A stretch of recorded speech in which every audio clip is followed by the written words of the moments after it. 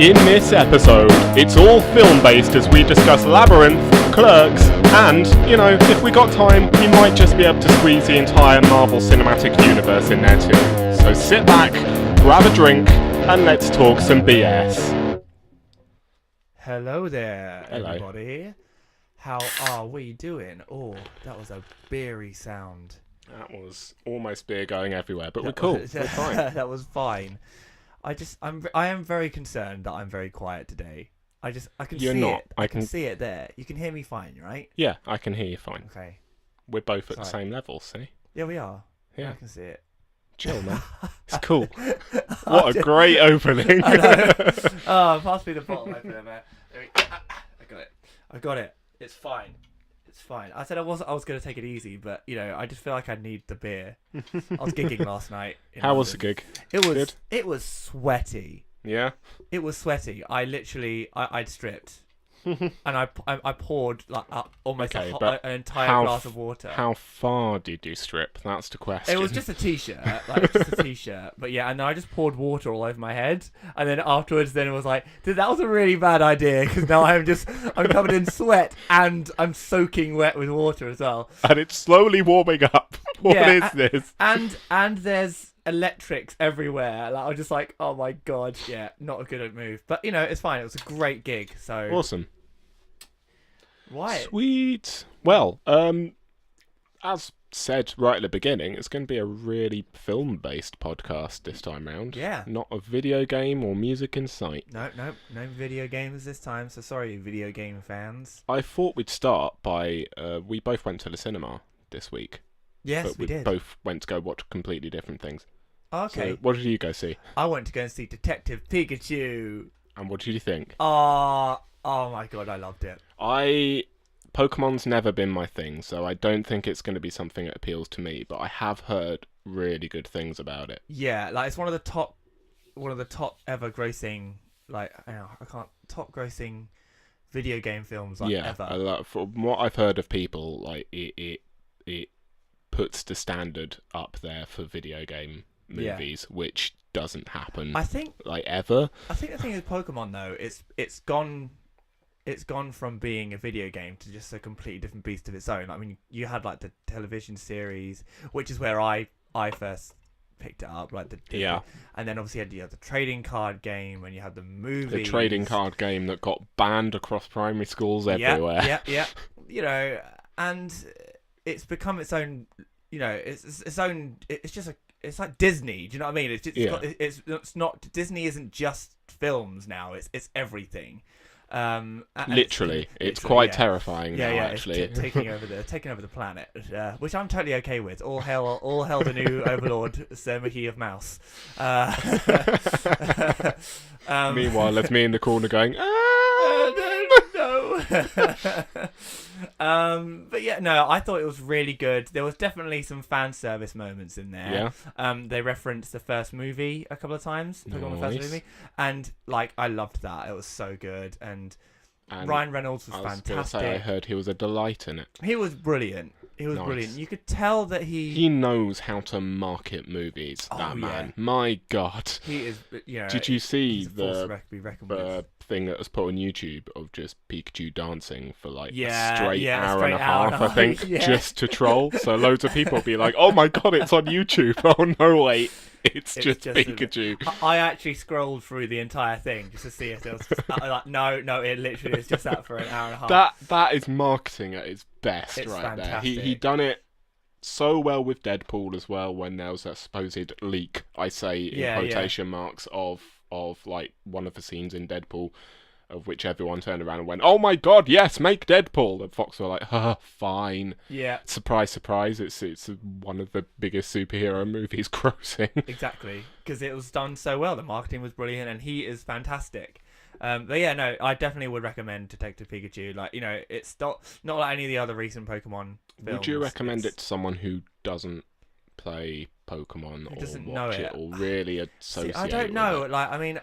I think you could get something out of it, but definitely not as much out of it as someone that knows Pokemon. I think if you know the Pokemon, I think you. I know of Pokemon. Yeah, but do you know what I mean? I think that I think you would enjoy it. Yeah. Because you know, I mean, you played Pokemon Snap with, we had that awesome time playing that game. Mate.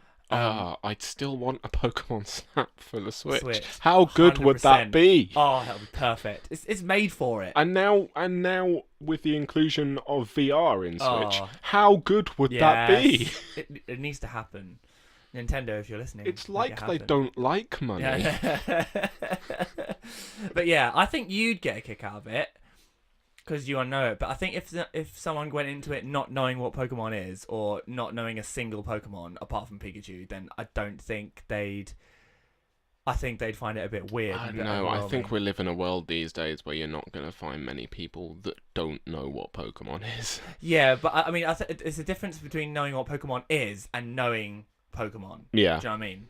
Like, yeah, I don't know. It's like it's not like dinosaurs where everyone knows the dinosaurs. Like, there's, you can go in to see a Jurassic World movie without knowing any dinosaur names. Yeah. But I think with the Pokemon, then you kind of You just need that little bit more knowledge. Yeah.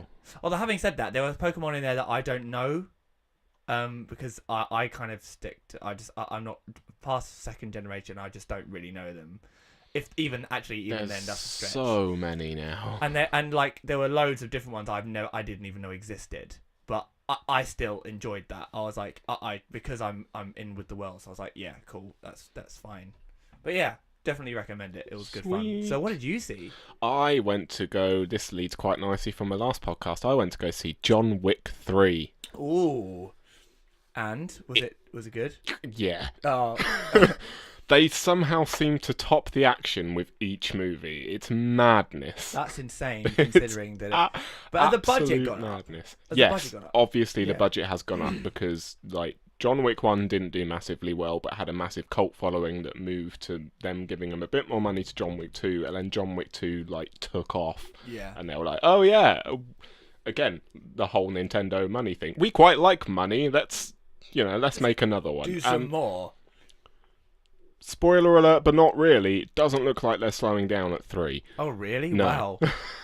That's awesome, though. Yeah. I mean, you said about them doing that TV series potentially as well. Yes, so as hopefully apparently there's also a video game in the books as well, possibly, Ooh. and a comic book series. Oh, that would. Oh, it'd lend so. It would be so good for a comic book series. Wow, they are not slowing They're down. really not. They're like, oh yeah, John Wick's like the new James Bond. I Yeah. just hope they don't spoil it. Like, do you know what I mean? Like when they do too many films. Yeah, I get you, and I won't lie. Like story-wise, I don't think it's as strong as the other two. No. Okay. I don't like. It's not. Do you think awful. they should stop? Do you think they should stop? See, part of me wants to say yes to keep it as pure as it is right now, Yeah. but another part of me is like, man, those action scenes were fucking great, and if they just gave me a film of that, I think I'd be alright I with suppose it. it's kind of like Resident Evil as well, isn't it? The Yeah. fact that, like, that a lot of people are like, why are you still making these? But they still go to them because of like the badass shooting. Yeah, and, exactly. like, exactly. and Saw as well, exactly the same. Like, it's sort of. I mean, there are some people that really like the story in Saw or whatever. Like, I mean, I can't say I'm particularly that bothered, but there are some people that aren't bothered by the story, but will go and see it because it's Saw. Let's go and see what bloody gore is going to be in exactly, it. Exactly. And my God, the violence. Going back to John Wick 3, the hyper violence in John Wick 3 is off the scale at times. Christ. Wow. There is a scene, and this happens within like the first 10 minutes of the film, so it's not spoiling an awful lot. There is a scene. You haven't seen John Wick 2, have you? Mm-mm. Oh, in that case, I'm not going to say why. Okay. But there is a scene where he is fighting an assassin like in a room full of old like antique weapons. Right. And they both look at each other, then look behind them, and they've both got just a cabinet of walls of knives. Yeah. And they just elbow it and start having like knife fights with just hundreds of knives. It's mental. Oh my God. Yeah, I definitely do need to watch John Wick 2. Yeah. I mean, yeah, I know I should have done already, but Hey, we could watch it tonight.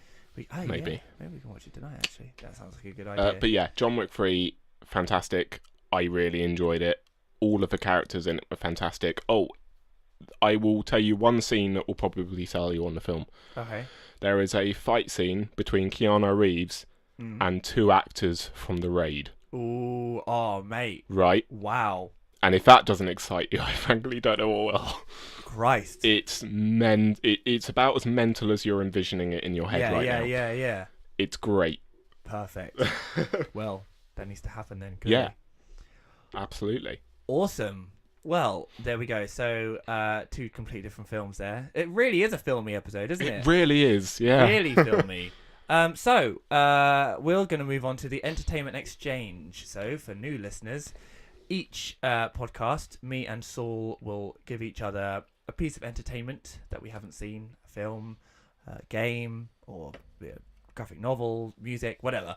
And we'll go away, we'll watch it, and then we'll come back and we will tell each other our experiences with it. So, so last podcast, I gave Saul Clerks and Saul gave me Labyrinth. Yes. So we're going to start with Labyrinth. Yeah, let's do it. Saul, let's introduce us. All right. So, Labyrinth is a 1986 musical fantasy film directed by Jim Henson, produced by George Lucas, and it is based upon the concept designs of Brian Ford. It revolves around a 15-year-old called Sarah, whose quest is to reach the centre of an enormously otherworldly maze to rescue her infant brother Toby, whom Sarah wished away to Gareth, the Goblin King.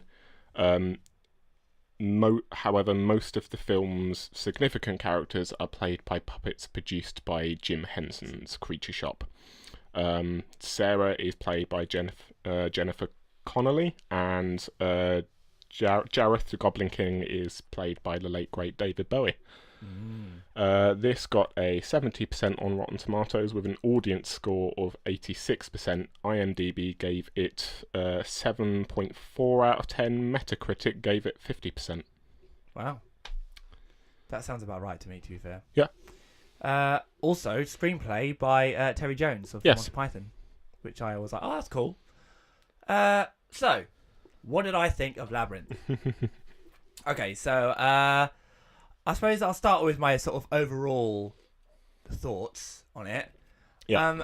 So, oh my god, the puppetry and the effects in this, the practical effects, absolutely astonishing. The practical effects, fantastic. The CGI shit. Yeah. Dog awful. Yeah. Oh yeah. I mean, luckily there's not too much of that. No, there's not. But it doesn't help that like the first shot you see is like a CGI owl. Yeah. And you're like, I was like, it's fine. The puppets will come out and everything will be okay. But oh my god, like for me, that if it wasn't for the puppets, then I probably would have really disliked this film. Yeah, I think the puppetry is a lot of the reason. I said in the last podcast when giving it to you, I watched this on like repeat as a 5-year-old, and I think the puppetry is probably a lot of the reason for that, because it's just so creative. Yeah. And especially as a 5-year-old, you're looking at it, like it just grabs you immediately. Definitely. And like I'm a big Jim Henson fan. Like I love the Muppets. You know, I just love. I really do enjoy. He's just such a clever guy.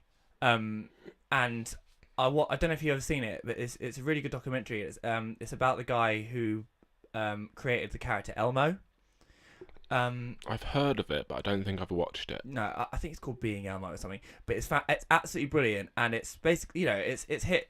You don't think what is that really that much of a story, but it is, because it shows how much work goes into puppetry and these Muppets and things like that. And moving on to Labyrinth, this is why it connects. Labyrinth was the guy who created Elmo and puppeteered Elmo. It was his first film with Jim Henson. Oh, brilliant. I'll come back to that later. But yeah, and it's just, and that for me is just like, I've always really appreciated that. And as watching that film, that documentary, that just, side note, watching that documentary, it really does open your eyes to like how you already know how amazing it is, but you just seeing it, like how they create it and how they sew, and it's brilliant. But yeah, I'll just go through my notes. So my first my first note is, okay, so not great acting here. Oh no!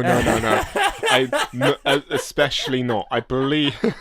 Oh my god. Yes, I believe this was Jennifer Connelly's like first film. Yeah. And like she's young in it as well. Yeah. Definitely.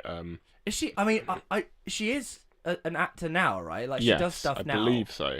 I couldn't tell you what. No. No, I think this was like her first gig, and like those first 10 minutes especially are really bad. I think she slowly improves throughout the film, not by much, admittedly, bit, but that first 10-15 minutes is pretty rough. Like, oh, you don't love me. Oh my god! Oh, please don't cry.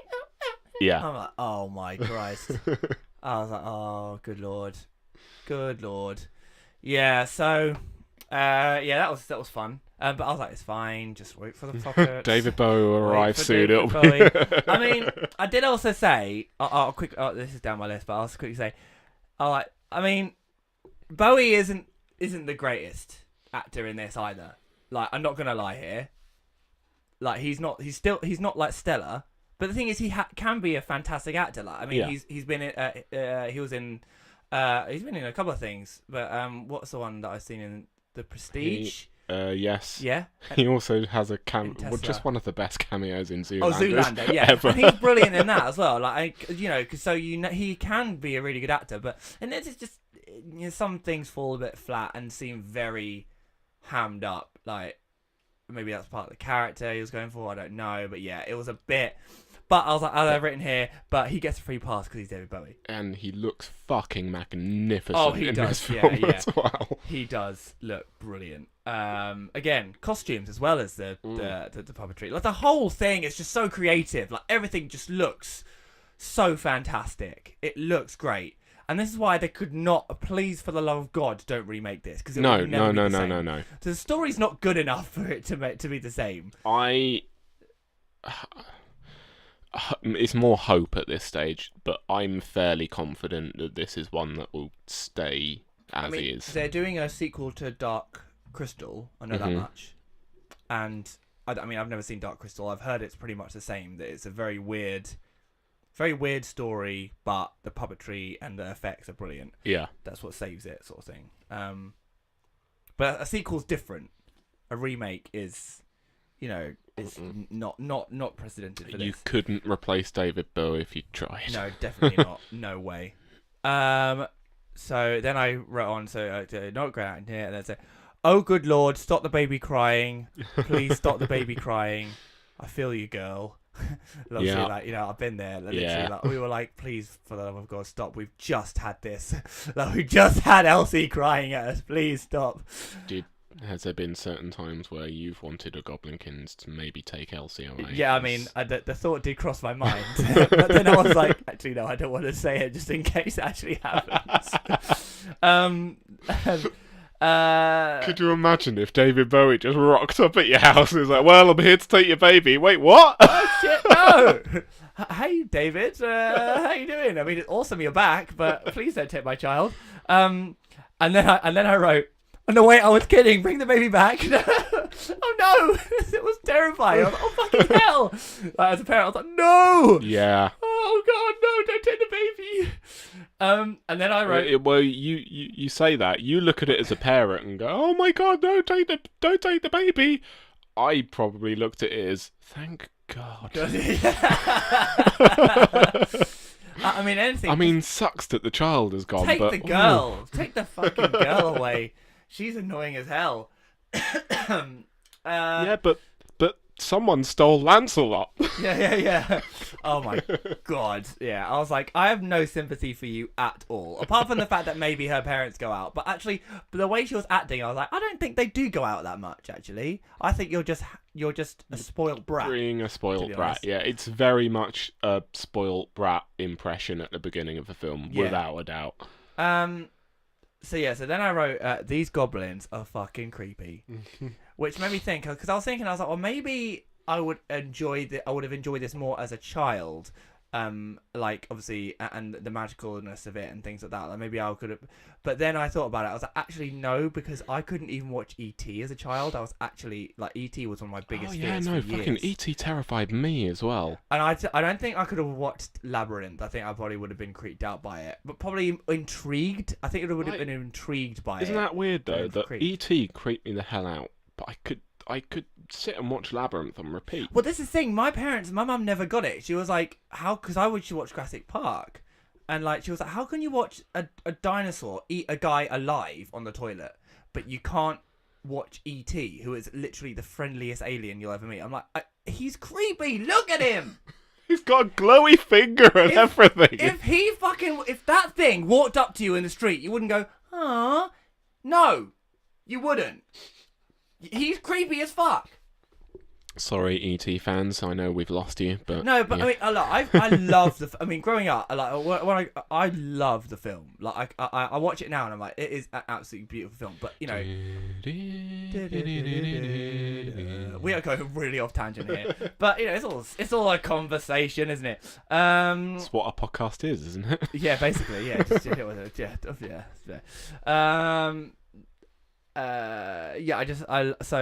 I go on to say I just love the characters. They're just all just amazing. Like I mean, I listed some of the characters I enjoyed, like the worm. He was really fun. Like come in for a cup of tea. The helping hands. Oh, that's one of my favourite scenes because of how creative it is. So fantastic. Like, that must have taken such a long time to try and put together. Yeah. Actually, so I'll tell you the story now. So the guy I was saying about the Elmo guy, he did the fire dance sequence. Yeah. Yeah. Which is impressive. It's just like the visual effects don't hold up to it. No. So you can like the puppetry and it's fucking awesome. Well, I mean, because he was saying about how hard because they had to physically throw and catch like eyeballs. And then obviously do like that. It was all like tricks, and they had to get it right in like a certain shot. And he like they kept trying, and he went up to Jim Henson and he goes, "Look, Jim, we're really struggling with this. We're really struggling to get this right. We're really not sure how we can do this." And then Jim just sort of looked at him for a while. He just looked at him and stared at him, and then he was like, the guy playing Elmo was like. We'll keep trying. And it was like, you know, yeah, you will keep trying. Like Jim Henson was like, no, you'll do it. Like, but he didn't even need to say it. It was like, no, you'll do it. On going off an off note slightly, but touching on tricks. Yeah. Did you know that it's not actually David Bowie crystal juggling there in the film either? Is it not? No, it's literally someone behind him, and they've just done the old stick your hand through. Really? Trick. What? So let's not. But how impressive is that someone had to do that stuff blind? Essentially, Yeah. they couldn't see anything. That's amazing. That is awesome. But that's the thing with a lot of these puppets, like they wouldn't have been able to see very well. Mm-mm. I mean, the guy who played Big Bird, I know that he had like a monitor in his costume, like Which is mad. and that's the only way he could see. Like he had to look at himself through like the camera monitor that was like how do you do like and like it would have been the same for like the the big one. Yeah, it just takes a lot of skill. Yeah, basically. definitely insane, absolutely insane. Going back, loved the helping hands. They were absolutely fantastic. And the walls as well, like beware, go back. It's like stop saying it. We're going through it. It's like but I never get a chance to say it. Please. Oh, go on then. Beware! Like, that really tickled me. I like that a lot. I just said, I keep saying that. I love the puppetry. Why isn't there more practical effects in films nowadays? Like, it's just, the CGI nowadays is brilliant. But let's be honest here, like, the practical effects are so much better. Yeah, I think you are right. Without the puppetry, this film falls flat on its ass. Yeah, definitely. The puppetry is what makes this film. Mm-hmm. The door knockers, right? Are they CGI or are they puppets? I think they're puppets. Because they look so, like, I don't know. They're so expressive for a puppet, aren't they? Out of all the puppets you see, I think those ones impress me the most because they look because their eyebrows move and everything. Uh-huh. It's fantastic. But I suppose they can afford to get away with more expressive stuff because it's a big fuck off door, essentially. So they can afford to maybe have more. They probably had more puppeteers. hands. Yeah, they probably had more hands in the set. They could afford to have more puppeteers without like the worry of where are we going to hide them. Well, I don't know. How about behind this big fuck off door? Yeah, exactly. Yeah. that makes sense, I suppose. Yeah. True that. I really liked the there was that bit where you walked past and it was a Goblin King in a rock formation. Yeah. And I was just like, wow. Like, again, practical effects. Someone has made that. That's not because the thing is, you knew it wasn't because later on you saw the same rocks from a different angle. Yeah. It is all practical effects. And I'm like, wow. And nowadays they just do it CGI. Oh yeah, absolutely. And like these days they could afford to get away with it as CGI and it will look fine. Yeah. But there's just something about practical stuff. It just makes. Yeah. It's, and again, go back to Jurassic Park again. But like, I rewatched that recently, and the effects still holds up. That those dinosaurs are so real, and because the T-Rex is real, it actually moved. It was an actual animatronic dinosaur. It just needs to be more of it. Yeah, I think there is. Like, it's coming back these days. I feel, even though CGI is definitely getting better.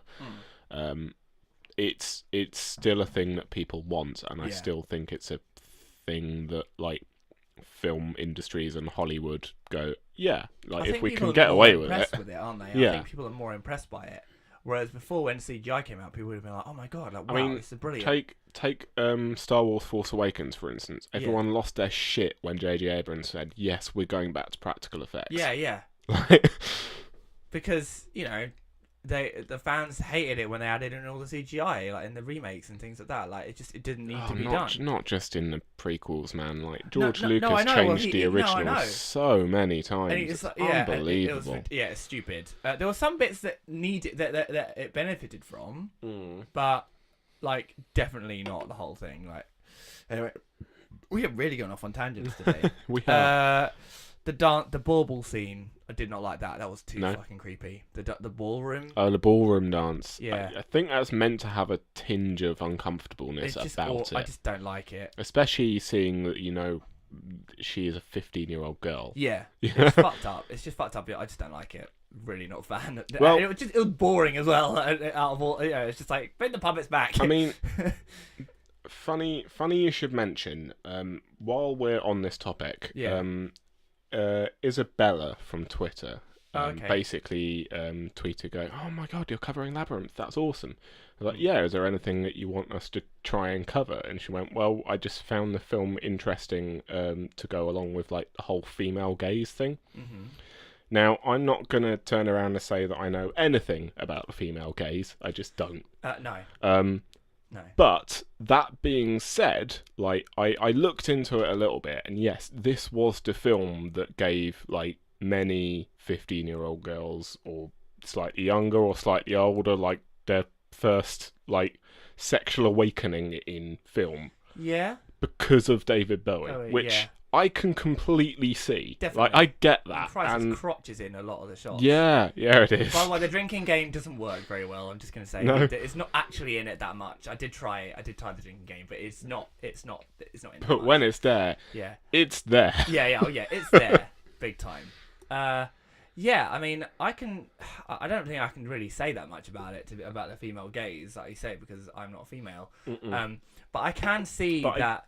I understand. I mean, the thing is, even from growing up and seeing like certain films where obviously the girl in the film was sexualized in some form of way, not intentionally, but do you know what I mean? Like, it's obviously there's obviously something there, and then you're like, as a little kid, you're like, oh, what's going on here? Like, this excites me in some way, It's but this. I guess this is what I'm trying to get at.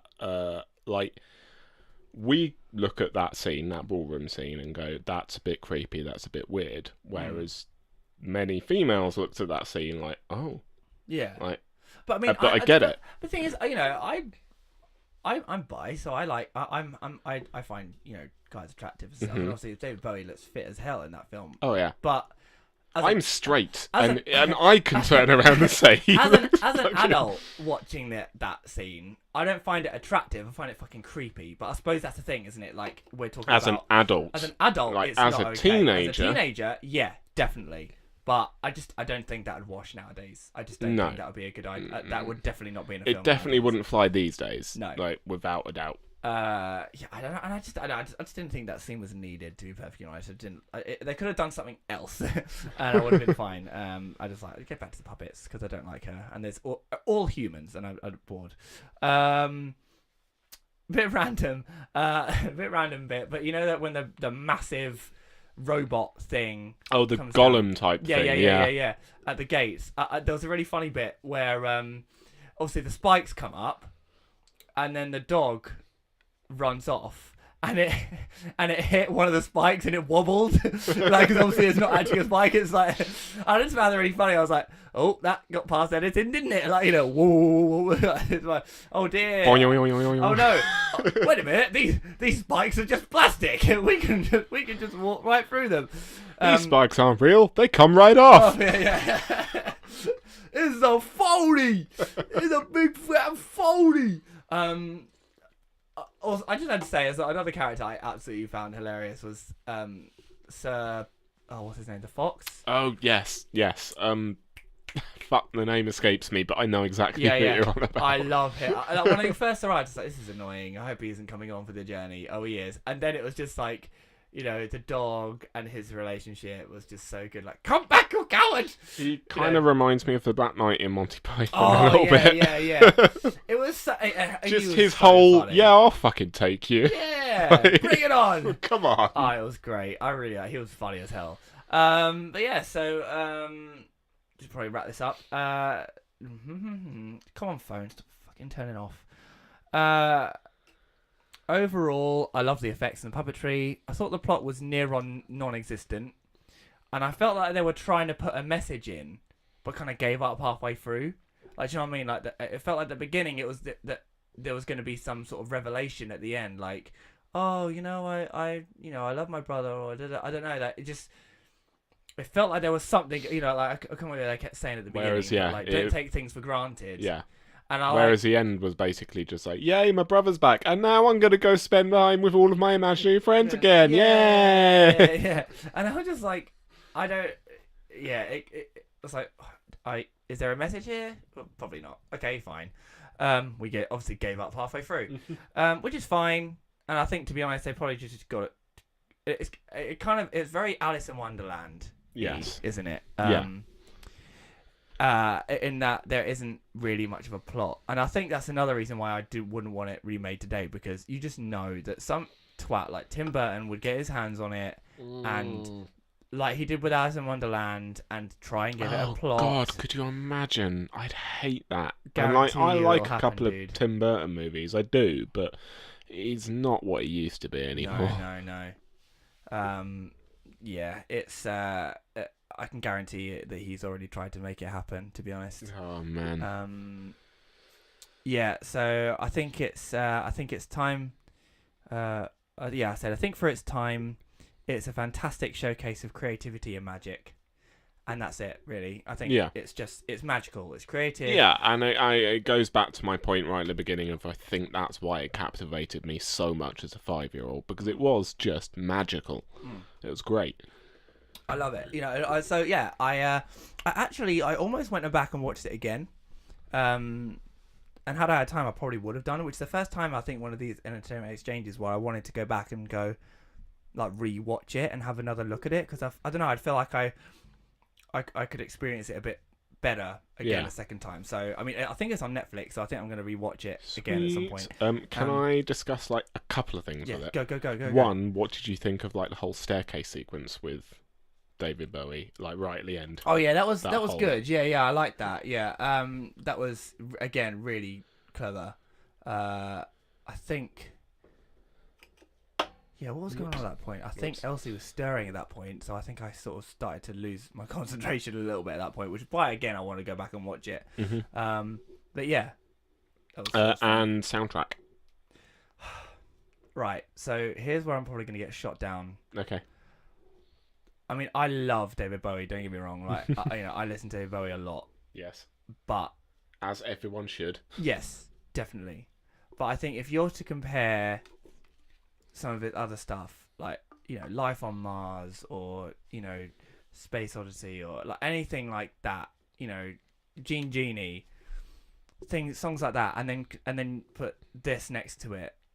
I just don't know. It didn't really get me. The songs didn't really get me. I can understand that. I have a soft spot for them, and I think that's primarily because as a 5-year-old, they were the first David Bowie songs that I heard. Yeah. So. And that's fair. I mean, there are, it's got the some. I mean, the opening track, that's really good. Dance, magic dance. Yeah, I didn't like that one as much. No? Either. Oh, it's so catchy. I like it. The girl with what is it? The girl with the power. Yeah, I don't know. Where he's singing with a whole puppet orchestra. I like the sequence, but I don't know. I think I prefer it if he was doing "Let's Dance." Someone needs to do that online now. I mean, take that whole sequence and just put "Let's Dance" over it. On your ratios and dance. Oh my god! Please, somebody do. I bet that's out there somewhere. Oh yeah, definitely. Oh. Definitely got to be out there. Oh, I want that. I want that in my life. Sod it. Do a remake if you just replace it. Replace the soundtrack. Oh dear. We're up to Goblin City. Oh dear. Yeah, but there we go. That's Labyrinth. Sweet. Good fun.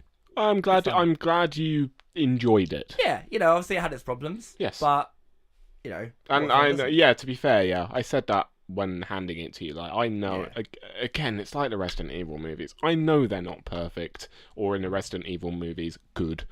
But I just enjoy them. That's fair enough. Sweet. Okay, then let us move on to Clerks. So yeah. You do like reviews and stuff, don't you? Like, you do like the Metacritic scores. I never do any of that on mine. I always forget. It scored 100% on peach. I don't know, rotten peaches. I don't know. Professional. Fucking arsehole. Right. Anyway, so I go Saul Clerks. Clerks is a 1994 American comedy film written, directed, and co-produced by Kevin Smith. Starring Brian O'Halloran and Jeff Anderson, it presents a day in the lives of titular store clerks Dante Hicks and Randall Graves, along with their acquaintances. Full stop.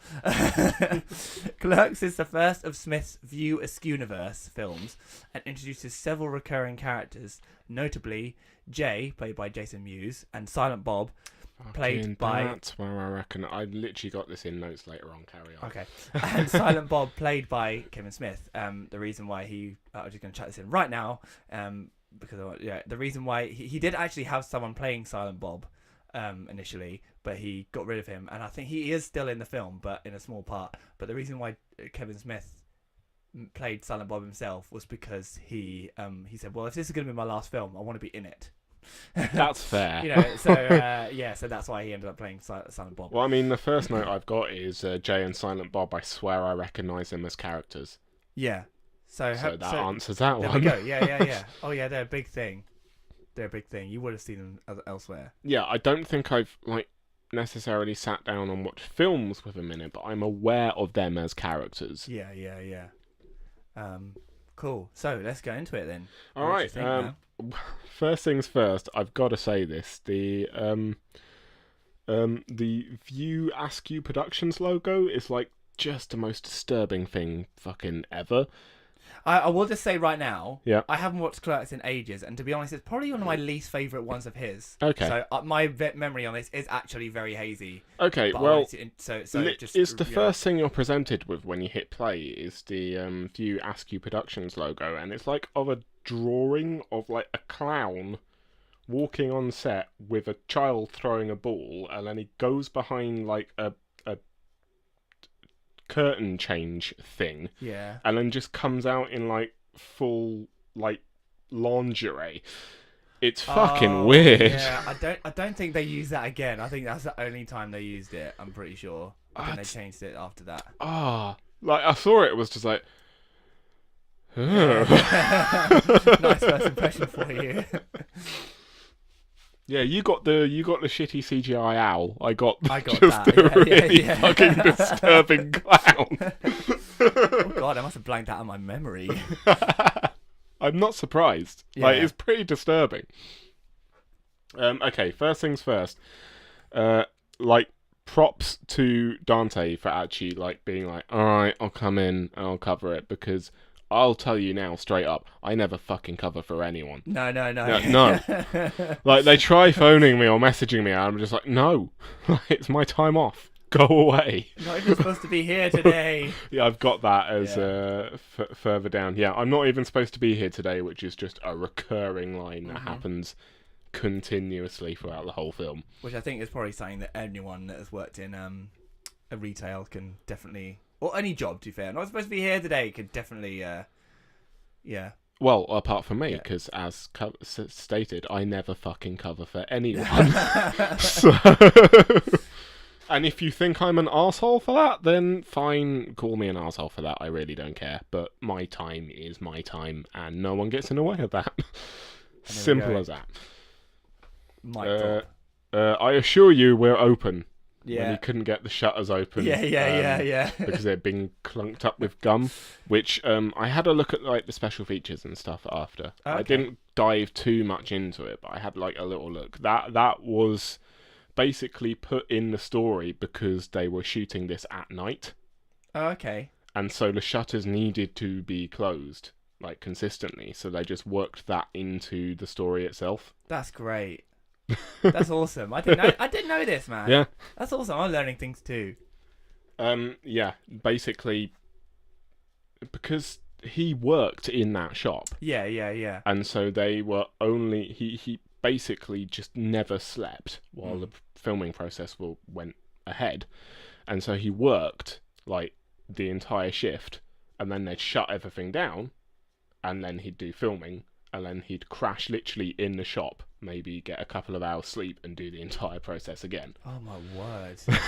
That's dedication. Yeah. That is dedication to your craft, isn't it? Absolutely. But I love the fact that they just were like, oh right, the shutters need to be closed continuously because technically the shop is shut. Okay, we'll work that into the story. That's Brilliant. awesome. That's so cool. I love that. I literally cannot hear anything in my headphones now. Can you not? No. Oh, no. Do you want to swap headphones? No, it's fine. I trust you. You just listen. Yeah. As long as you can hear us both, it's fine. I can. It's cool. So the guy who tries to stop people from smoking by advising them to buy gum. Oh, yeah. Like... I like his message. I appreciate his message, but he's just a fucking arsehole. Yeah. Like, yeah. I like that comparing the clerk, Dante, to Nazis, basically. Yeah. Is what he does. I've written here now, obviously, thankfully, I've never had any of my customers compare me to Nazis, which is great. Top notch. Clearly, I'm doing my job just fine. You don't sell cigarettes though, you sell bread. True. There's so much carbs in this. But I have been like subjected to that mentality from customers where like suddenly if they don't get their own way, you are suddenly the worst person on the planet. Yeah.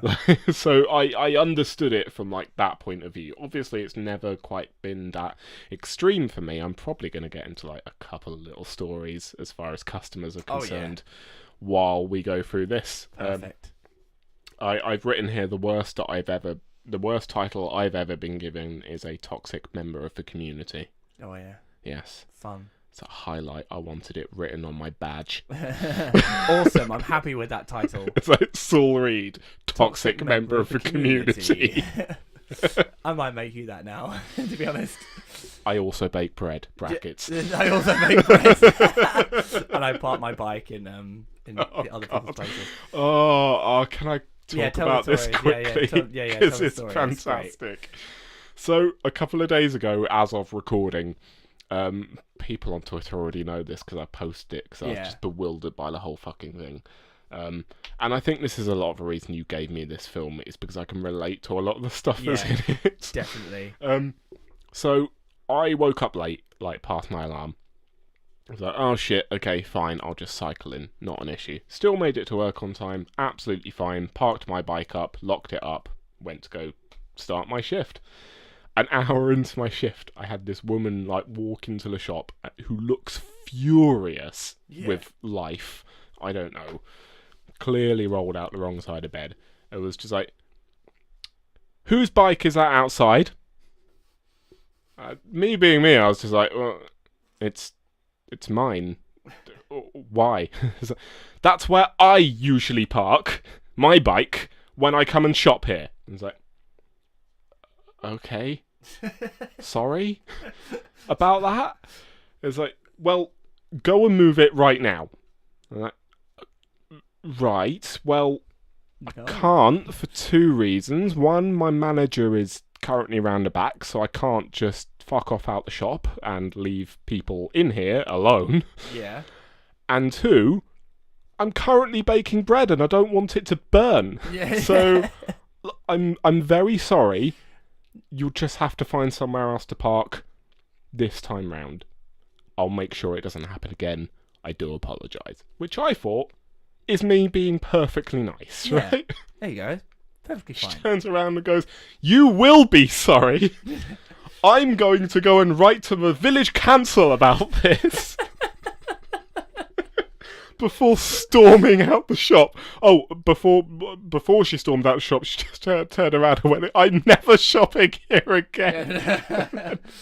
Oh my And I literally just stood there. There's another customer right next to me. I just sort of turned to her and went, that just happened, right? Like, I just imagine the city like the council just going, what? Someone parked in... What? yeah.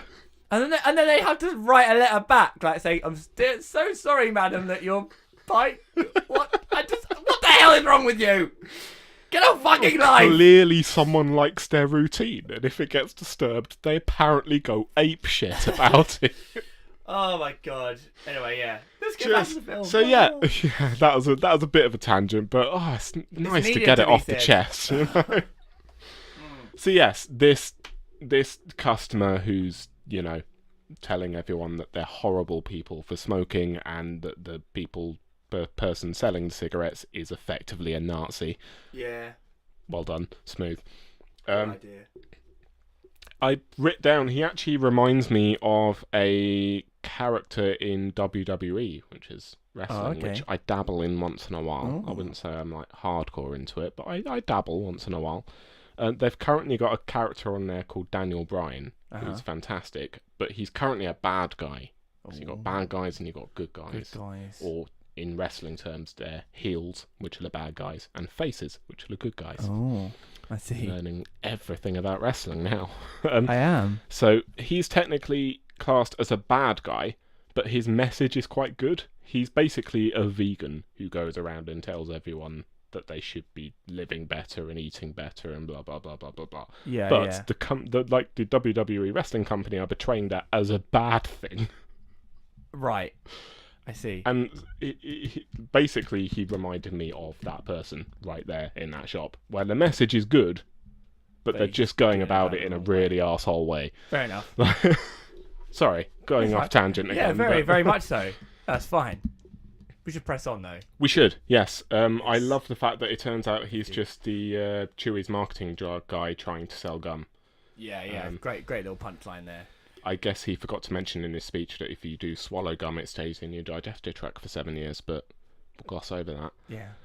Don't do that. Don't do that. If you're going to take anything away from this podcast, don't swallow your gum. Just don't do it. It'll make a web inside you. Smoking, though. Yeah, that's totally fine. Smoke away. Smoke away. Nothing bad will happen to you if you smoke. Absolutely nothing. Nothing. The sex argument between Dante and his girlfriend. My girlfriend sucks 37 dicks in a row. Was hilarious, as demonstrated right there. Oh, brilliant. But it also brought up that whole thing. I don't know whether you had it. I don't know whether it's just a general guy thing of that awkward conversation with your partner. It's how many guys have you slept with? Or how many people have you slept with?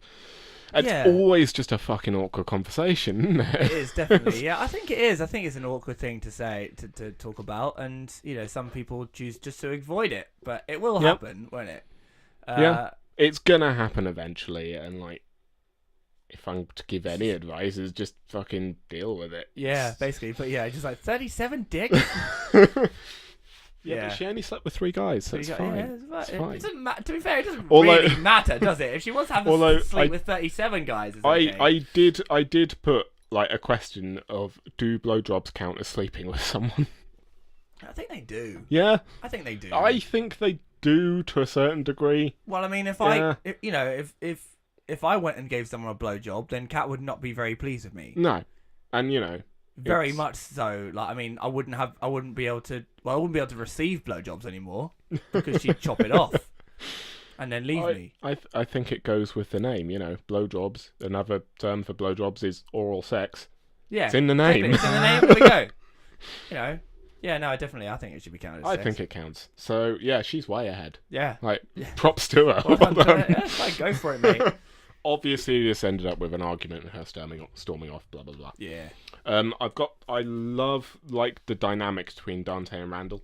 Yes. Like they're clearly people who are incredibly good mates and can just like feed off each other's conversations and sentences all the time. Yeah. Which leads to like I can imagine them continuing conversations off camera. Yeah, definitely. Like, the chemistry is so fantastic between them both, and I think that's what makes the film. To be honest, I mean, if they didn't have that chemistry, then it just wouldn't work at all. Take for instance the contract workers on the Death Star. Yes. Well, they just had a massive long conversation about there's like definitely contract workers on that Death Star, so like the rebels definitely killed a few innocents there. That's like. But then there's a guy that turns up who is a contractor. Who is a contract worker. Well, the risks going in, so anyone working on that Death Star knew that there'd be risks involved. So while they are innocent, like they knew what they were getting into. So on the terms of their friendship, I've also just written down. Wow, that video shop just is never open under Randall's watch, eh? Yeah, basically. Yeah, fuck off if you want a video in that town. It's not happening. Absolutely not. In fact, he despises that video store so much he borrows Dante's car to go to another video store to rent out a movie. Yeah. You work in a video store. Oh yeah, that's great. Although when he is there and working, which is rare, the bit that cracked me up was just him listing off all of that porn to the distributor down the phone. While the mother is there with her child. Oh my god. Yeah. That is great. I've got here the customer rants. Yes. So relatable. Yeah, oh yeah. So relatable. Oh my god. Yeah. Hilarious. Like, hilarious when you're watching it from the other end. Not so hilarious when you're experiencing them firsthand. No, of course not. No. But, again, like, I understood it. I saw the irony in it. And I was like, oh yeah, I deal with this all the time, don't I? Just, over bike parking spots, apparently.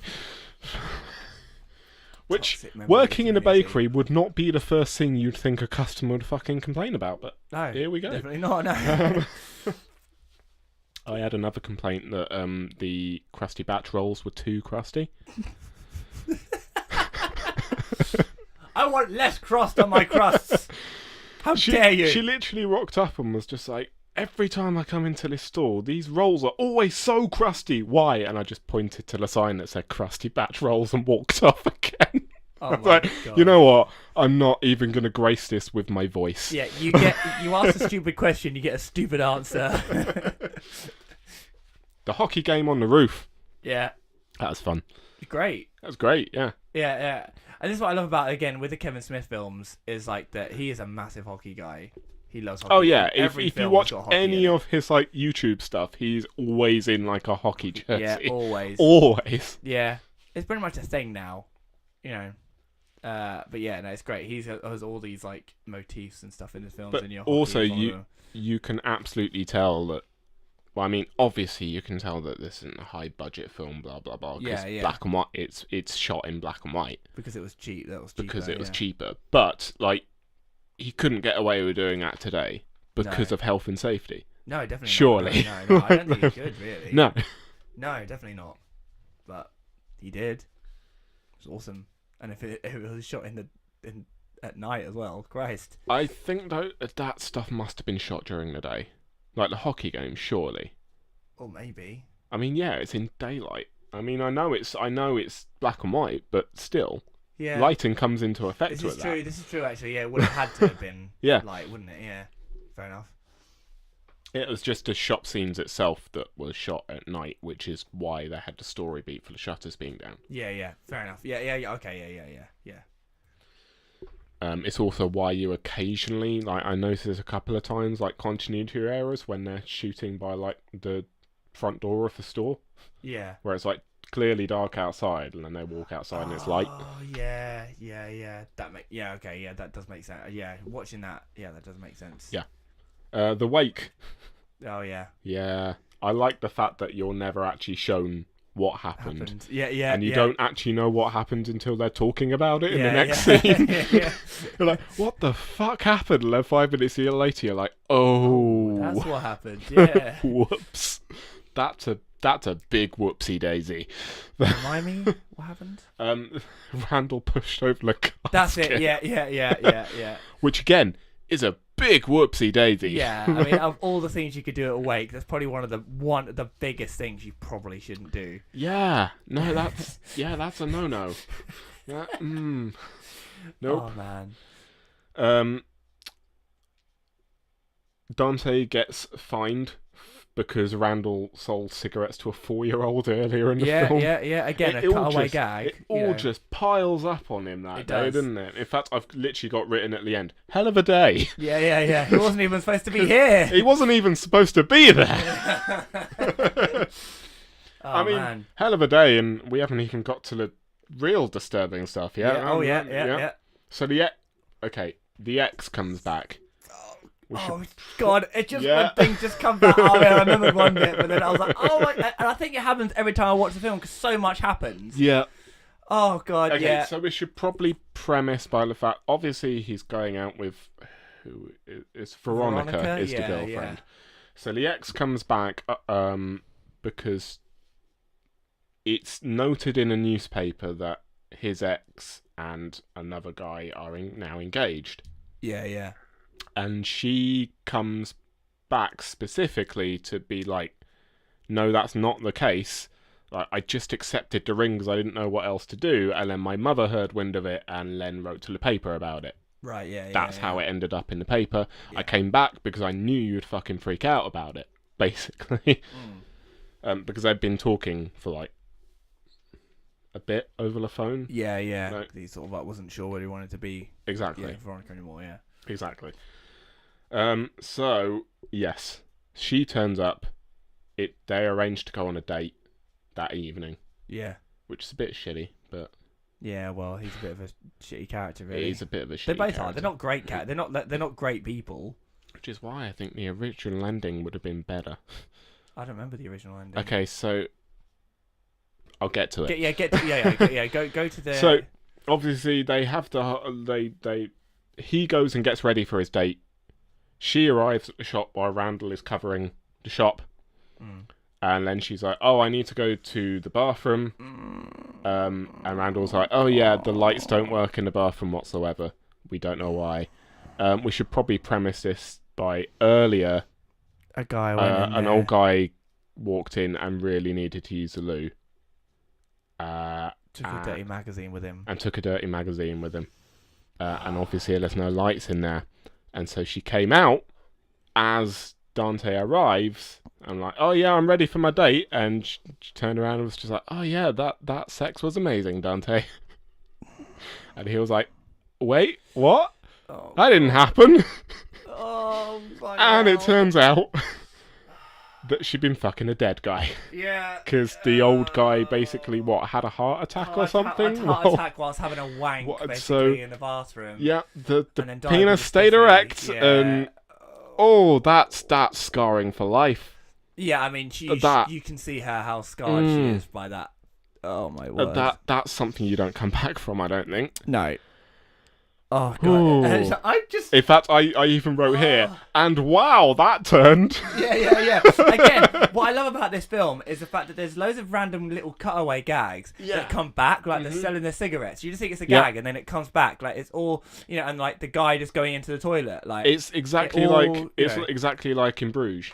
Yeah, exactly. Like loads of stuff that you don't really pay attention to, and like, oh yeah, that's probably seems a bit throwaway. That it all ties back in together exactly. by the end. Yeah, it's great. So yeah, that didn't go well. Obviously, she's scarred for life. What I didn't quite understand is then she's put into the back of the ambulance with the dead guy. Surely that would be like a separate thing. What the hell? Why would you do that? You're Budget just restraints. making it worse. Budget restraints. We can only afford one ambulance. I'm sorry.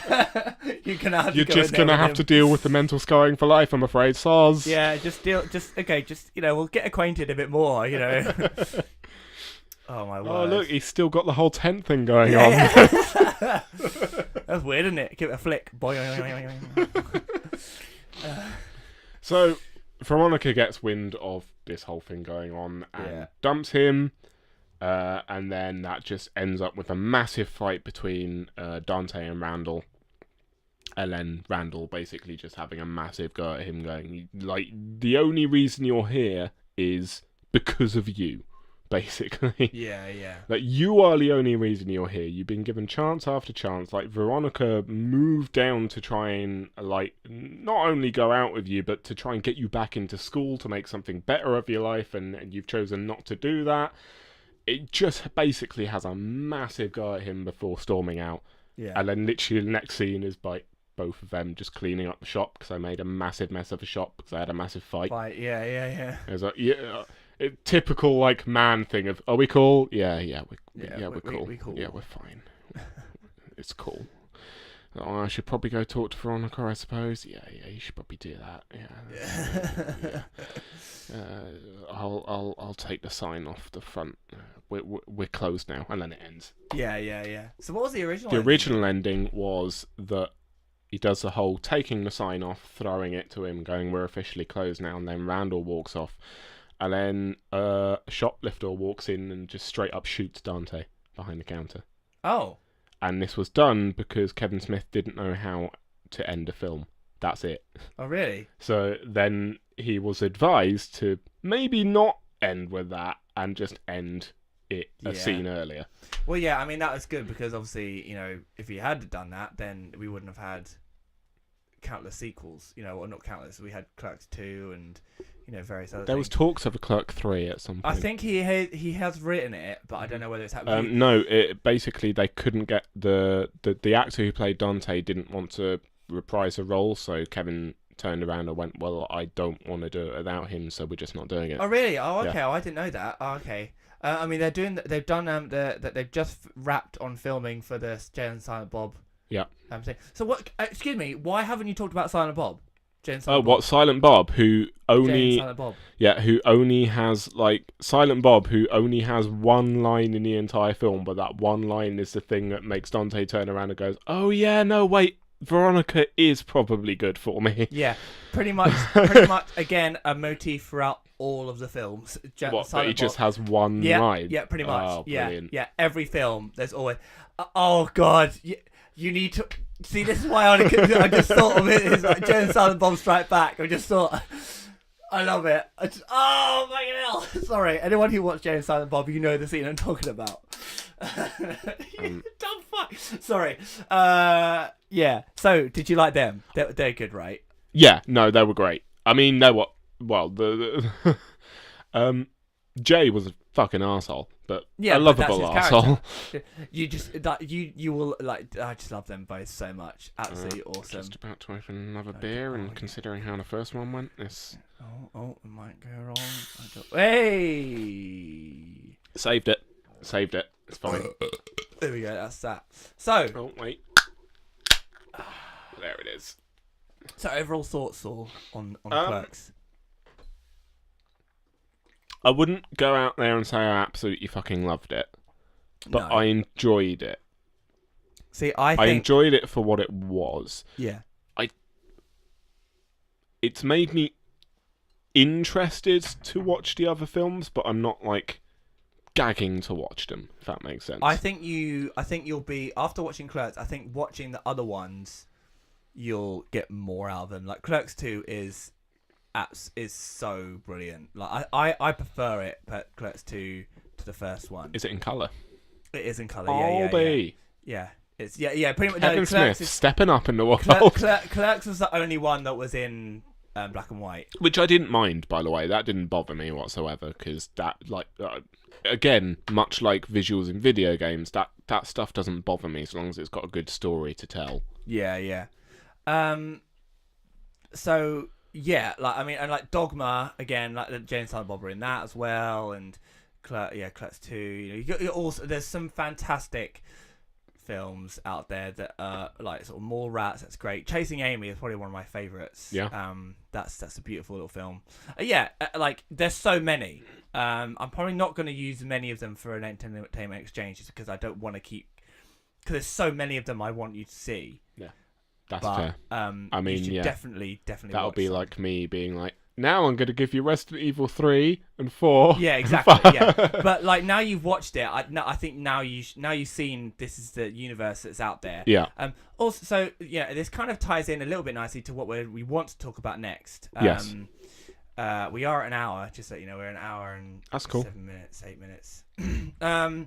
It ties in very well because this obviously, like I say, is the View Askewniverse, and it's funny because the whole like so and so will be back. You know, like at the end of a Marvel film, there would be like Iron Man will return in Avengers Age of whatever.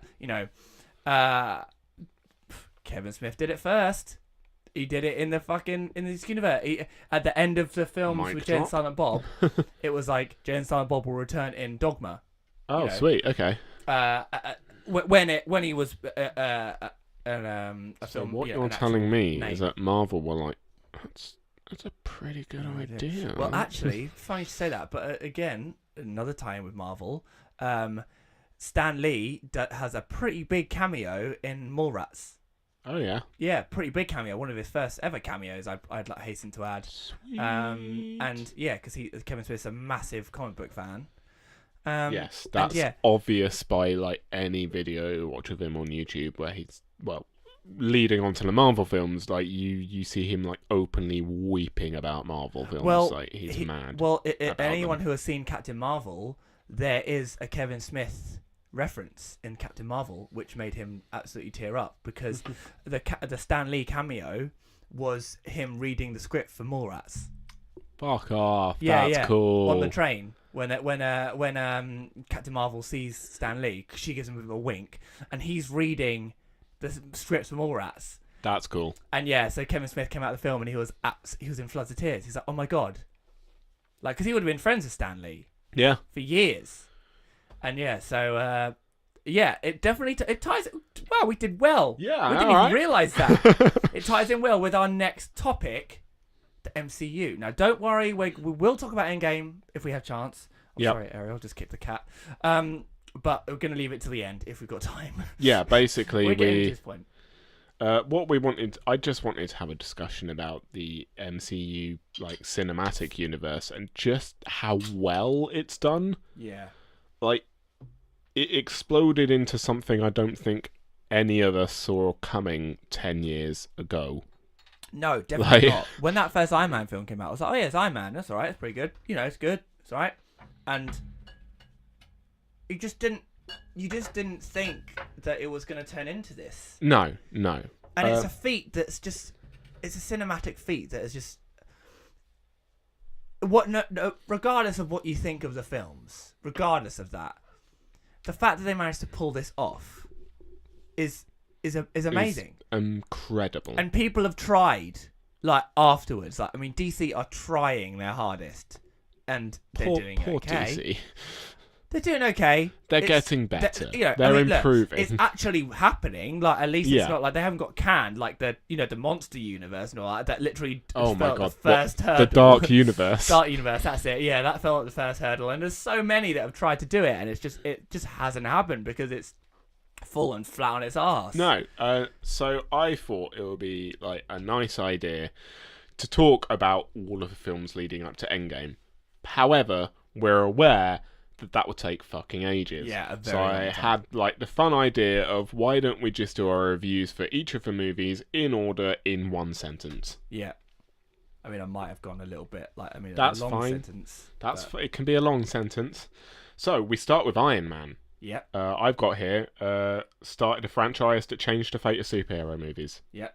I said great origin story, perfect casting with Robert Downey Jr. Perfect. I think you've gone into more detail than I have with some of really? this stuff. That's Okay. cool. I'm fine. happy to give like the half-ass answer. That's No. fine. That's wait. Hey, you never know. But yeah, like Go. Hulk is next. Yeah. Meh. Haven't seen it. seen Fair. it. It's meh. Yeah, I don't want to see it either. Fair. Iron Man 2 introduced Black Widow and a very lackluster villain. Yeah. I mean, this is more opinion. I think a lot of mine are opinions actually. Iron Man 2 awful, was pale in comparison to Iron Man 1. Yeah. It had its moments, but I was like, fell a ugh. bit on its arse. I think was but- War Machine in that one. Yeah.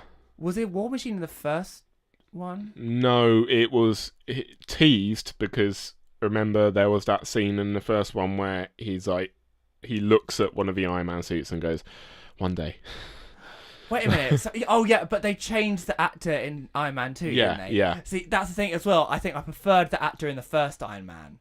And then Don Cheadle came in. I was like, oh, I don't like him as much. But I warmed to him. I did warm to War Machine. Anyway, sorry. Thor. It was okay. I think people give it more of a hard time than it deserves. Oh, this is a long one for me, sorry. Yeah. Chris Hemsworth as Thor is in a fish out of water scenario was brilliant. Was my favourite for a while.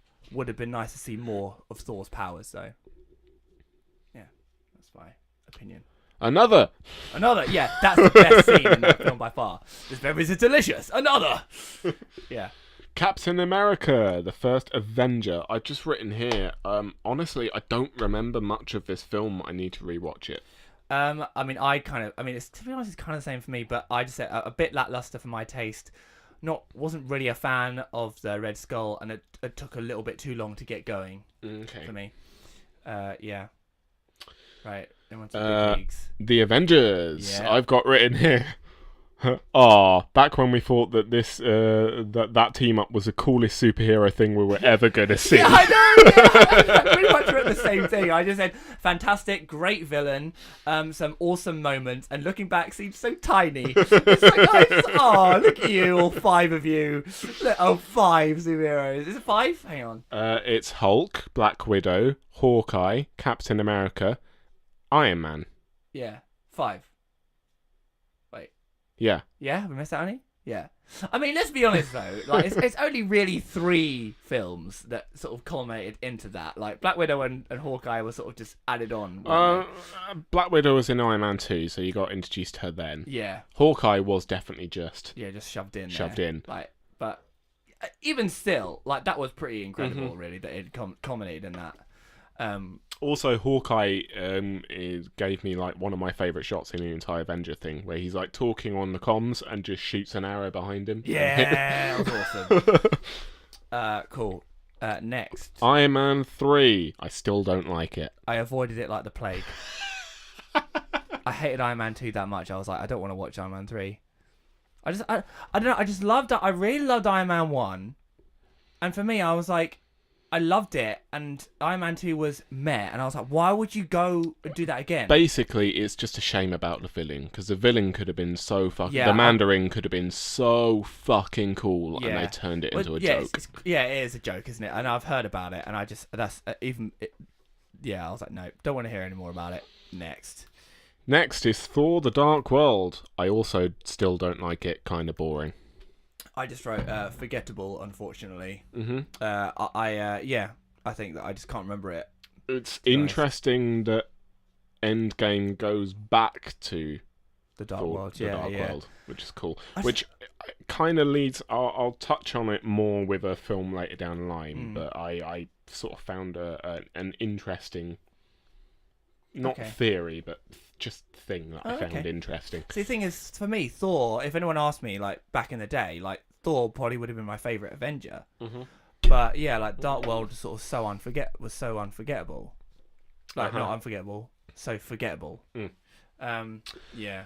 Captain America: Winter Soldier. I've written, honestly, it's up there as one of my favourites out of the lot. Yeah. See, so I wrote. I was surprised at how much I enjoyed it. It gave me a new love for Captain America. It actually rekindled it because I was like, I was going into it like, meh. Captain America was meh, but actually that for me was like, this is awesome. I mean, honestly, I can't remember it at all. I can't actually remember the film. It's so long ago since I've watched it, but it was so good. that first shot of the film where it's just like it slowly zooms in on the ship, and then literally you see Chris Hemsworth run from like one end to the ship all the way down to the other before just kicking one of the people off the side, and it's just a continuous long shot of him doing so. And Evans, that's the one. And it's fantastic. I mean, I'm just putting it out there. That guy absolutely 100% died with the force that it was kicked at. Oh yeah, but it's a cool shot. Yeah, no, I did love that. Next is Guardians of the Galaxy. I've written biggest risk, but a huge payoff. Oh yeah, definitely. I wrote brilliant cast, brilliant soundtrack, loved it. One of my favourites to this day. I think this. I was saying to Kat, I think like Captain America: Winter Soldier and Guardians of the Galaxy was for me when it really picked up the Marvel Cinematic Universe. Yeah. This is when I really started. Started paying attention, basically. Yeah, definitely. I mean, obviously we had the Avengers, but then I was kind of like, you know what? They've done that one. Maybe like let's just see how it goes. Like, come on. Like, I mean, well, basically, we were still in the mind frame of the Avengers is still like just the biggest thing we're gonna see. Probably, they can't top it. Like, obviously, insane. But yeah, let's keep going. Avengers: Age of Ultron, definitely one of the weakest of the Avenger movies, but I've got written here, but weirdly is the most referenced to in Endgame. And that ties in with Dark World as well. Like, the two really, like, the films that I would say have the least hit and the least impact were the two that was, like, referenced quite heavily in Endgame. I mean, maybe just so people go back and buy them and watch them again, maybe. That might be it. But I just found that interesting. Yeah, definitely. Yeah. I mean, I just wrote, can't make my mind up whether I like it or not. A bit too much going on, personally. Definitely didn't live up to the awesomeness of the first Avengers. Like, it was good, don't get me wrong. I love Scarlet Witch and Quicksilver. Scarlet Witch. Fantastic. Oh, we need to talk about that scene in Endgame. Oh, yes. Oh. Yeah.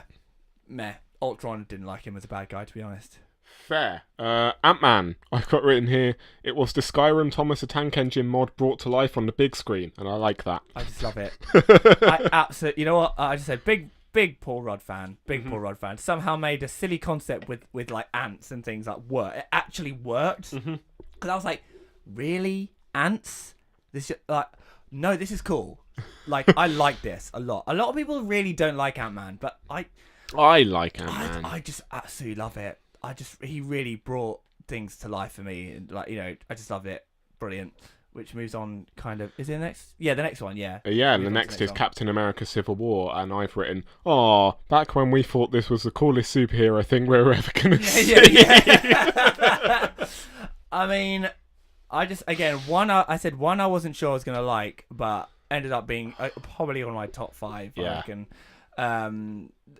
I mean, it should have been called Avengers 3, let's be honest here. Like, anyone who says no, it should have been Avengers 3, because there was so much going on. There was so much going on. It was more than just Captain America. I think that he got shafted a little bit to say that was his film. But yeah, I mean, again, like, this is why I like Paul Rudd. It's just so good in that. He's only in it a couple of minutes, but oh wow, I love it. And like that battle scene on the airport. Yeah, that was great. So awesome. Rivers. Hey everybody! Oh,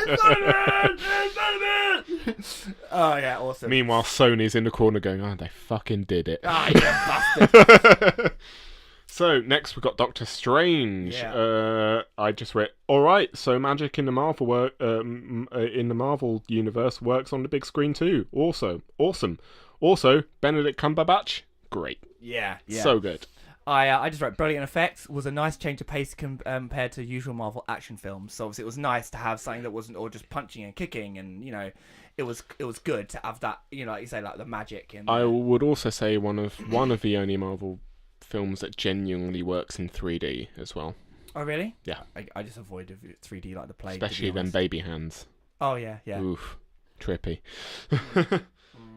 So next we have Guardians of the Galaxy Volume 2. Oh yeah. I just put Baby Groot gives me life. Yeah. I said, brilliant sequel. Somehow managed to be just as good as the first one. Fell in love with Yondu, only for him to be taken away. I love. I'm Mary Poppins, yo. Literally, I was like, oh my god. I hated him in the first one. I really didn't like him. And then in this one, I was like, you're so cool. And then he. Yeah, I love that. I love Guardians of the Galaxy 2. Brilliant. Spider-Man Homecoming. I read best Spider-Man movie to come out before Spider-Man Into the Spider-Verse. Yeah, I haven't seen that yet. It's so yeah, I know. Fucking good. I've heard some amazing things. I have to say, I just haven't got around to watching it. It's genuinely incredible. Yeah, but take nothing away from Homecoming. It was like exactly the push that the Spider-Man cinematic movie thing needed. Yeah. Definitely. I just said, what a film. The Spider-Man we deserved. Great villain, great story, and great acting from...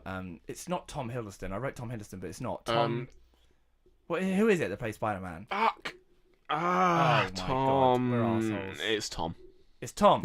Call me Tom. It's Tom. The one who spoiled... Infinity War Infinity to War, a everyone, bunch of people in the cinema. Oh God, we're assholes. Holland? Tom Holland. Holland. That's the one. Thank you, Saul. Jesus Christ. Yeah, brilliant. I just loved him. And the thing is, a lot of people said, yeah, but you said that about Amazing Spider-Man. Like it was just as good as I like the Amazing Spider-Man.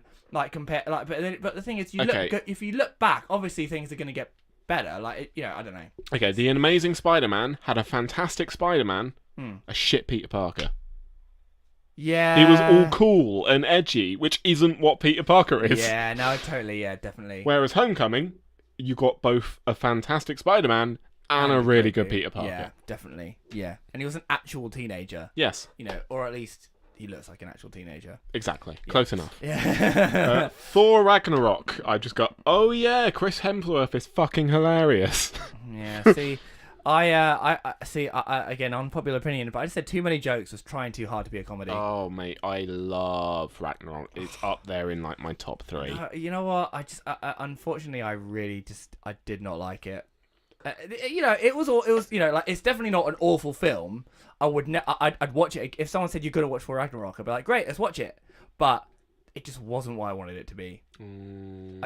Also they used Immigrant Song way too much. Why didn't they not use it was every time I was like, yeah, all right, we get it. Get another song. Why don't you use? If you disagree with Adam, then you can let him know. His Twitter is. Fuck at me, bitches! At me. Look, they should have used "Kiss, God of Thunder."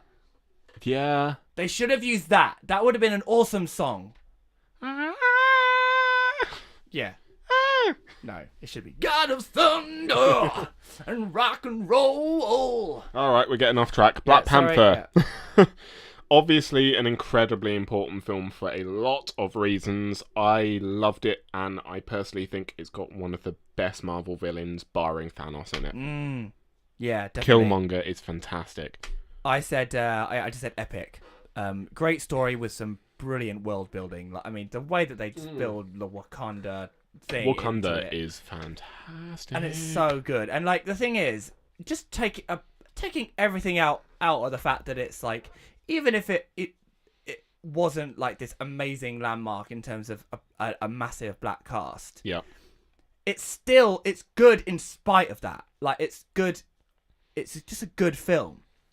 And I think that's what's even better. It's not just because it's like, like this brilliant, thing that should just not be, it shouldn't be a big thing, but it is. Definitely. Only thing I don't like about it is the only token white guy in it who was actually pretty shit. Well, there's two technically. There's not both names have just Hobbit, escaped the me. Hobbit. Yes, Martin Freeman. Martin Freeman. Yeah, just put an English. Just use an And there was English also accent. Andy Serkis as well, who. I love Andy Serkis. I love Andy Serkis. I just put on a fucking English accent. Why are you putting on this shitty American accent for? It annoyed me, and it kind of took me out of it a little bit, personally. But hey ho. Fair enough. Next Only thing wrong with that film. Yeah. Next is Avengers Infinity War. Shit. Total shit. I wrote here probably the only Marvel film out that sent a lot of kids leaving the cinema crying. Yeah. Definitely. I just said a landmark in filmmaking. Yeah. Didn't think they could pull it off, but they did. Yeah. And like the fact that they went with that dark ending and just left us hanging for a year. Yeah. Is brilliant. Fantastic. It's And so good. It genuinely wasn't something I expected Disney to do. No. But they did. But they did, and it worked in their favour, massively. The thing is, I can go back and watch Infinity War over and over and over again, because there's so much going on, but yet it doesn't feel like I could still watch more. You know what I mean? I went into it because everyone was like, when they said it's Endgame's going to be 3 hours, I was like, that won't feel like 3 hours for me. Mm-hmm. If there's anything like Infinity War, well, yeah. Endgame, did I say? Yeah, Endgame. Endgame didn't feel like 3 hours. It didn't feel like 3 hours. It did not, and I think because it's just so good, such good writing. The only thing telling me that this Endgame was 3 hours was my bladder. Yeah. Do you know what? I almost went out of the toilet at a really important moment. Shit. Almost. Oof. But I didn't. I held it for the entire thing. We'll get there. there. I'll tell you about what moment I almost went out. Fair enough. So next is Ant-Man and the Wasp. I haven't actually seen this yet. Oh really? Oh, okay. I've got it. I've literally got it at home. It's still in its packaging. I just haven't got around to seeing it yet. I just said once again, Paul Rudd was great. Some really fun uses of the Giant Man. You know, I liked it. It was good. It was Sweet. Fun. I will get round to watching it soon. I just haven't. Pretty good villain as well, actually, I have to say. Sweet. Next is Captain Marvel. Mm-hmm. This might be an unpopular opinion. Yeah. It was fine. Mm-hmm. It's nothing amazing, and in my personal opinion, I think Wonder Woman did it better. Yeah, actually, you've hit the nail on the head. Yeah, I think actually, if you're gonna do definitely, Wonder Woman did do it better. I think I did like Captain Marvel. I'm not saying I dislike the film. I'm just saying it's definitely not one of Marvel's strongest films. No, it's not. No, I think Brie Larson makes it for me. Mm-hmm. She is brilliant. I just think she's. A lot of people said that she doesn't have a personality, but I don't think that's true. I think she's just cool. I think she's effortlessly cool, to be honest. And what I also loved about Captain Marvel was Nick Fury. I think that the relationship between them two, and seeing Samuel L. Jackson doing something with Nick Fury that wasn't just like, I'm this cool motherfucker. It was like, I don't know. I liked it. It was good. It was almost like a kind of, Men in Black thing going on. Again, holy shit, I'm learning all this stuff that I've never seen before, and exactly, with the flirking and stuff.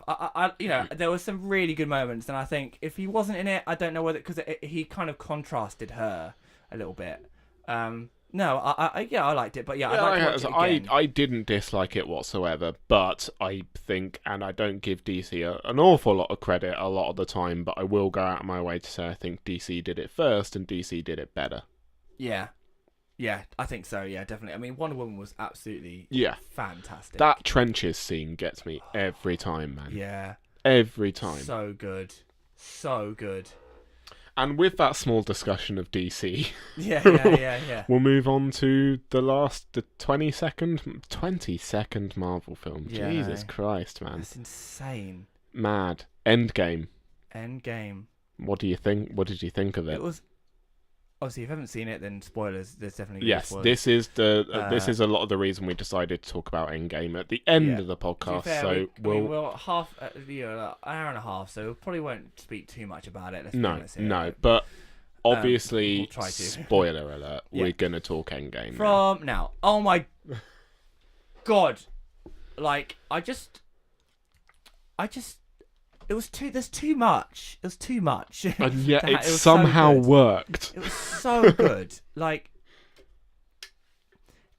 I think. I mean, like the first, first 3/4 of it, was brilliant. But that last battle, Yeah. from the moment, and you know what? This is where I almost went to the toilet. Was literally, I would have missed the moment that made me nearly cream my pants. Was when he fucking uses the hammer. It's my favourite moment of the movie. That for me, I literally, I was cat, and I just grabbed her hand. And I was like, oh my god, and I didn't let go of it for that entire fight. The bit I loved most was the fact that Thor wasn't even mad. He just like, yes, I knew it. Yeah. Oh my god, it's But so cool. that leads me on to a question of, in Age of Ultron, when they're having the party and everyone's trying to lift a hammer, and Captain America not lifts it, but he nudges it noticeably. Yeah. Do you think that he could have done it and he was just like, nah, this is forcing, I'll leave it for him? Or that he wasn't quite worthy yet? No, I don't. I think he was nearly worthy.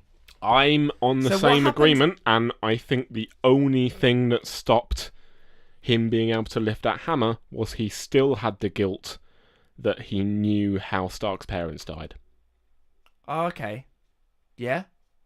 Yes. Because he got rid of that guilt basically in Civil War, where it was all put on the table, and I think that's what made him Yeah, because I was about to worthy. say, what is it that happens after that? And yeah, Civil War happens, and I think that's probably, again, he did a lot of shit in that film that really put himself on the line, and it's very selfless, isn't it? You know, and yeah, I think that's probably that's definitely it. Yeah, because I don't think he could do it. I don't think he could have lifted then.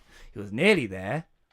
But I'll tell you what, once he got hold of it, he could use it fucking well, couldn't he? Oh my god. It was so, and it didn't feel forced, it felt right, and it was just awesome. Just awesome. I loved it. That for me was oh my Between god. that and the hole on your left. Yeah. And the whole 5 minutes that proceeded after that. So good.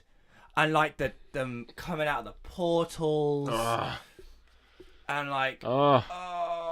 so good. Have you seen the deleted scene that with Iron Man and Spider-Man? I haven't. Where they literally just he's like, oh, Mr. Stark, I was on the planet, that bit. and then he gives him a massive hug, and there's a deleted scene where Robert Downey Jr. and Spider-Man are just hugging for ages, and he gives him a big kiss, and he's just actually no, I saw that kiss on Twitter. It's a GIF. but it's a full, it was a full.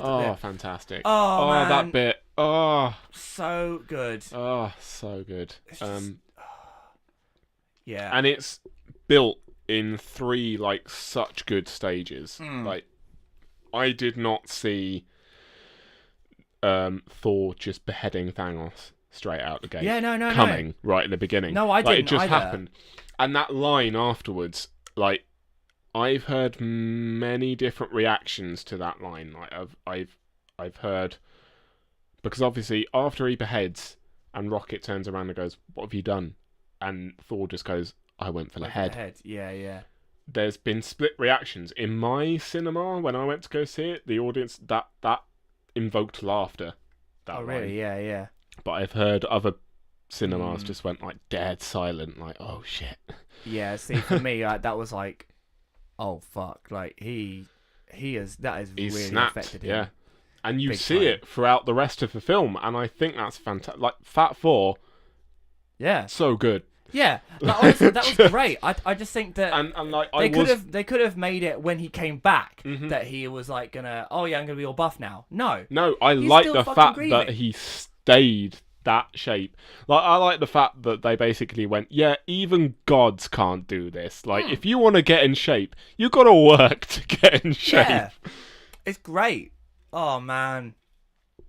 Oh, this film. And I like the fact that obviously after they kill Thanos the first time, you've got that really, really slow 5 years later. Yeah. And it's deliberately slow. Yeah, it's like, holy shit. Like, they went there. Yeah. And like the first third of the movie is just them trying to deal with the fact that they lost. Yeah, they've lost. Yeah, like, because I was like, what? Because it did not go the way I thought it was going to go at all. Like, I had a couple of theories in my head. I knew that Nebula was going to be involved somehow, but I thought that it was going to be that she would turn up and be like, "This is how we're going to do it," and I'm going to tell you how we're going to do it because I know Thanos really well. I thought she was going to be like, but no way did I think it would go the way that they did. Now, what did you think about the going back in time thing? What did you think that was? Do you think that was a good move that they went for the time travel thing? I think it was the only move they could have gone for. Yeah. And I think, obviously, if you look into it too far, there are plot points you can rip apart in it. Yeah, yeah. But that is every single time travel movie ever. Yeah, the thing is, there's so many different laws of, like, they mention it, don't they? Like, with Back to the Future, Back to the Future too. Yeah. You know, there's just so many different, like, you know, like films that do time travel, and they do it in different ways. You know, I think the fact that they acknowledged that other time travel movies do it wrong was automatically putting a target on their back for people who are going to look out for the shit that they didn't do right. No, well, the thing is, I think that the way that they get away with it is the fact that, because and with oh god, what's that fucking name? The one who is like Doctor Strange's like mentor, when she explains the time thing, they're basically like, there's alternate dimensions, and like every time you change something in the past, then it goes off in a different thing, but that doesn't stop that timeline from carrying on. You know, it kind of fixes things in a certain way, and the fact that, you know, it's just, I don't know, it's just too much to think about, and you know what, if you think about it too much, you're just gonna fucking ruin it. So just leave it alone. And they do explain things, like, they do explain things as best as they can, and you know what, you just need to live with it. So jumping a little bit, right, have you seen the trailer for Spider-Man Far From Home yet?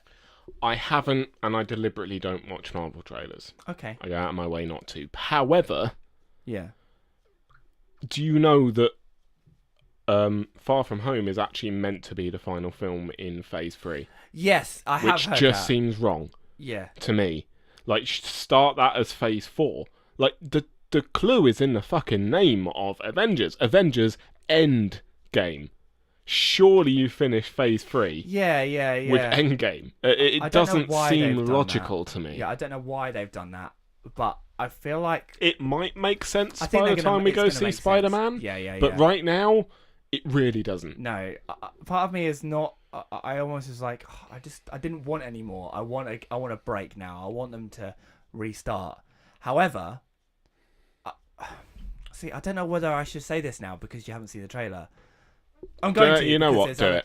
There's other people that are going to be listening, but Nick Fury is in it, and he says about how since they opened up like the portals and all this stuff, and like the massive cosmic crap that they did with Endgame, they have now opened this. There are different dimensions, which is where Mysterio has come from. He is from another version of Earth. Okay. Right? Which means we will, I hope, have Fantastic Four and X-Men in the MCU without ruining the thing, without ruining the films. Because they can bring them in, like have them be in an alternative version of Earth where mutants are a thing, right? Do you see what I'm going from? Yeah. So obviously because it's a multiverse. Yeah. Yeah. So that for me, I'm a massive X-Men fan, and for me, I'm like, holy shit, this is awesome. We're gonna see the X-Men in the MCU. We're gonna see the Fantastic Four in the MCU done properly, and the Russo brothers have already said that one villain they want to do is Doctor Doom, so it's gonna happen because they bought Sony now. Disney have got Sony, so we're gonna have X-Men, and that for me is like, wow, I'm just so ready for the next stage. And also, time, huh? Yes. Yeah, I know. Yeah, we're nearly there. But yeah, but what makes it awesome is that Hugh Jackman said the only way he'd come back to play Wolverine is if the X-Men were put in the MCU. So we could get more Hugh Jackman Wolverine, and that is what we're going to leave it with. Okay. I think. All right. Ooh, exciting. It's just so much. The thing is, it's not the end. We're going to keep getting more, and I hope they don't fucking ruin it. I hope they don't ruin it. Man, I could talk about Endgame for another hour yet. But don't worry, we will. We can go downstairs and we can talk some more. Mate, I'm very tempted with the idea of doing a half an hour bonus.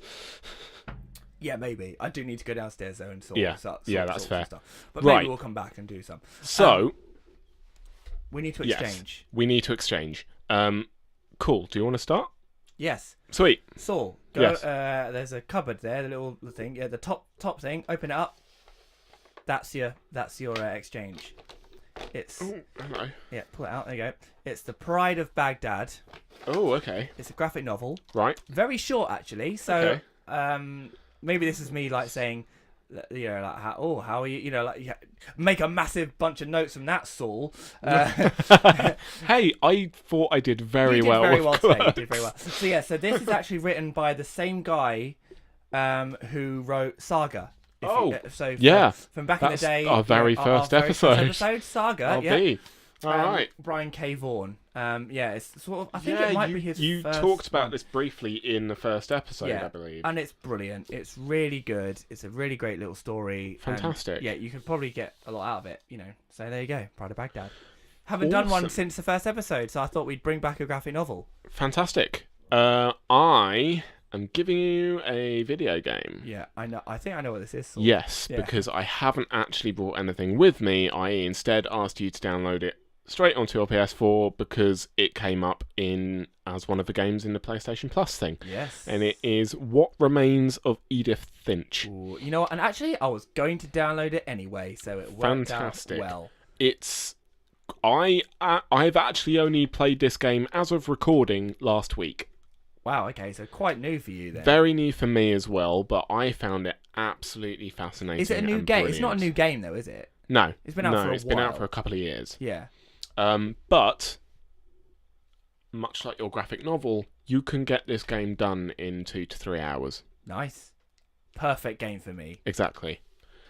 And it's absolutely fantastic. I don't want to spoil anything because I think going in fresh is the best way to go. Sounds good to me. I think there might be like one bit in it that you might struggle with, and not from a gaming perspective, but rather from an emotional perspective. Okay, that's fine.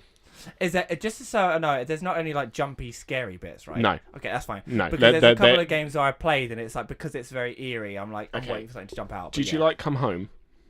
Gone Home. Gone Home. Yes, I did. Yeah. You'll love Edith Finch. I love Gone. Good, but there's nothing that jumps out at you. There's nothing that jumps out at you, but it certainly builds up some tension in areas. Okay, but that's fine because that almost ruined Gone Home for me because I was waiting for something to jump out. No, nothing. Nothing fine. will jump out at you. Cool, awesome sauce. Well, Fantastic. there we go. That's an episode. That's an episode. That is an episode of a podcast. I think that's like the first just full-on film episode we've done. You know, It has. That was good. Have we done? No, I think we might normally end up doing a little bit. So yeah, sorry, but don't worry. No films next week. No films. Next podcast. That's it. You've had your fill. Yeah. So that was Let's Talk BS. Thank you very, very, very much for listening. Please do, if you're listening on iTunes, give us a rating.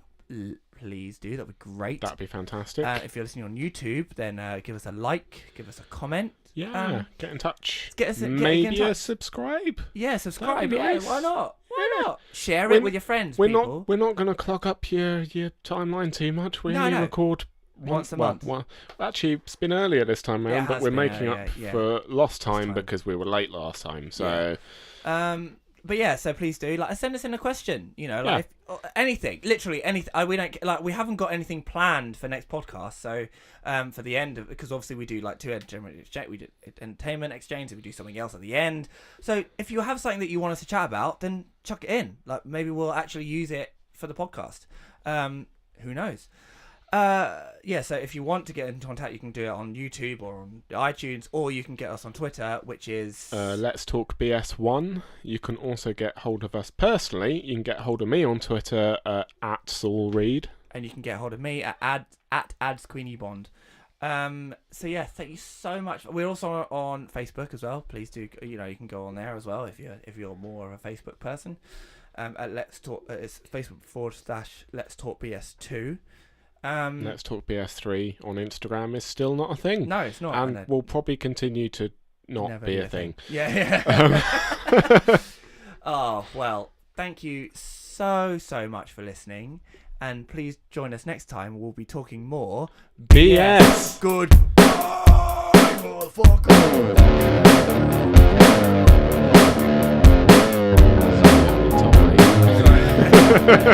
Bye. Bye.